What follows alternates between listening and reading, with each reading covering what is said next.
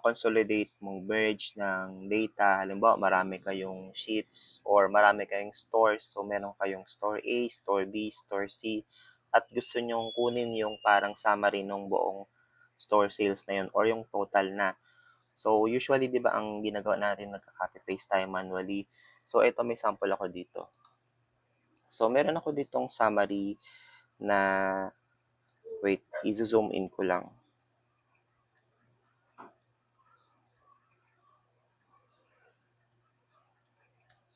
Ito.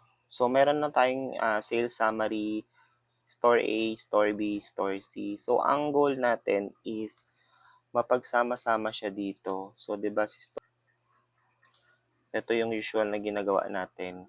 Store B, ka-copy paste din. Tapos ilalagay natin sa dulo. Store C, ganun din. Ka-copy paste din natin sa dulo. So, ano siya, nakakapagod at paulit-ulit lang. So, parang magkakaroon din ng inaccuracy kasi nga baka may mali yung copy paste natin or may kulang ganon. So gagamit tayo ngayon ng vstock na function. So paano 'yon? I-undo ko lang 'to. Yan. So babalik tayo sa summary.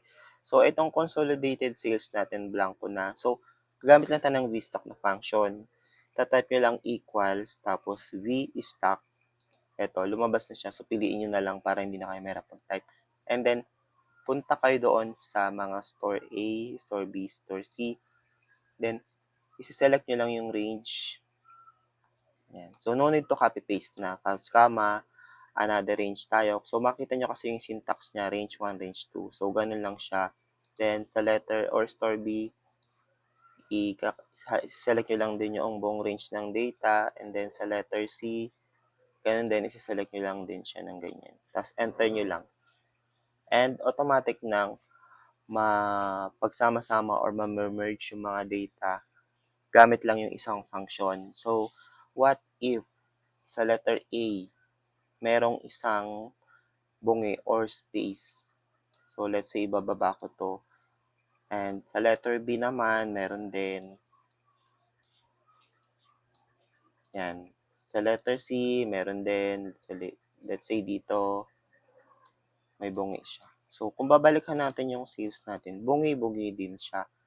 So, ano yung gagawin natin dito para magkaroon or hindi magkaroon ng empty spaces? So, gagamit lang tayo dito ng query na function. So, paano yun? Balikan lang natin yung formula natin and then i-wrap lang natin yung ating formula gamit ang query. So, para mag-add, type nyo lang yung query. Ayan. Tapos, open and close. So, punta na tayo dito sa pinakadulo and then, comma. At ano yung pinaka-query natin? So, itatype lang natin to. Gagayahin nyo lang to. Where column 1,